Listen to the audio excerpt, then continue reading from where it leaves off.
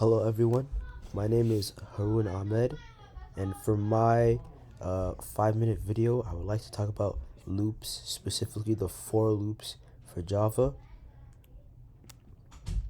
This will be my introduction. Hello, my name is Harun Ahmed, and today I aim to accomplish 4 things. What is a for loop statement? Why do we use them? We're going to show you examples of them and the resources that I used and hopefully you will use to help and learn them. Now, the reason why I chose this is because it's pretty basic, but most people, when they have trouble coding, it's usually with the basics, and I know it's like you have to have problems with the complex stuff, but as long as you have a structured foundation on the easier stuff, you'll always be successful. Now let's start with the easiest question.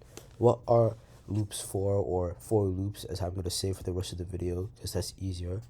A for loop is a way of repeatedly executing a block of code a specific number of times by using a control flow statement. The difference of for loops and other types of loops is that you use the syntax for. So like there's while loops, you use while, but for this one you would use for, as it says down here. Now, why would we need to use this? Why don't we just use like anything else that loops? Well, that's a good question, and the reason it's the same with any other type of loop in any language, whether it be Python, Swift, specifically Java because we're learning about Java, is that it's very, very, very useful that we are able to repeatedly use the same code over and over, because it'll help us in many scenarios, like generating sequences and patterns in our code, calculations in our code, like listing things from whether it be from an array list or anything else, and being able to repeat code how many times you want can be used for that. This is the diagram on how the for loop would work. This is basically the flow chart.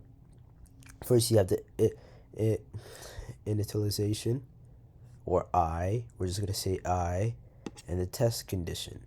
If it's false, it matters if it's true or false. If it's true, it's going to run the body of the loop and the action after each iteration. So when you look here, it says I is equal or greater to 10. And this is just a print hello Java with the I++. So basically, if we follow this flow chart, if it's true, as the flow chart states, this would repeat around 10 times. But if we're false, or we just didn't do it at all, it would just run normally or run as an error. Now, we will test that. We'll show that in our first example, a simple for loop, exactly how it was shown in the diagram. We have a for loop, as you can see, the 10, I++ initialization, and the hello world instead of hello Java.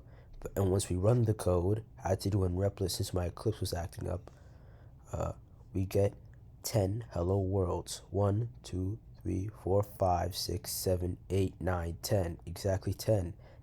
This is simple example of a for loop would work. It shows how a for loop would work, theory and basis. In theory, and as shown in the code, it works exactly how the flowchart would describe it. Now, this is another type of for loop, the infinite for loop, which is basically if you use for parentheses 2 semicolons instead of a specific number, as we discussed earlier, we'll get an infinite amount. So when we run the code, the same exact code, but with an infinite for loop, it runs exactly how it would be described, an infinite number of times. Now, that is one of the great things about for loops, is that you can use it. It's very simple to use, and you can repeat it how many times, and it's interchangeable in any type of code. So these codes are pretty simple, pretty easy, the easiest code, the first thing you learn, but also you can use it for much more complex projects like a calculator, a ticket seller, number generator, anything pretty much. It could be looped anything from that to a simple print command. And also you could choose. I could have chose 10, 100, 1000, 5, 15, or in this case, infinite.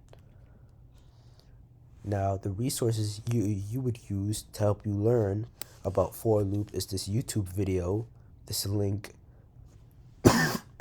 excuse me. This is a good video. It taught me or reminded me what these things are, and also this website. This is also where I got a lot of the information I use for this presentation. In summation, for loops are an essential part of a programmer's toolkit, especially in Java. Being able to loop anything from a simple string to a complex procedure anytime, any amount of times, excuse me, whether once or an infinite. This simple tool gives programmers immense power over how many times he can rework his code in different scenarios. And that is all, folks. I hope you enjoyed my little review of for loops. Hopefully this refreshed your memory on some basic Java 190 skills, and hopefully you benefited, and have a good day.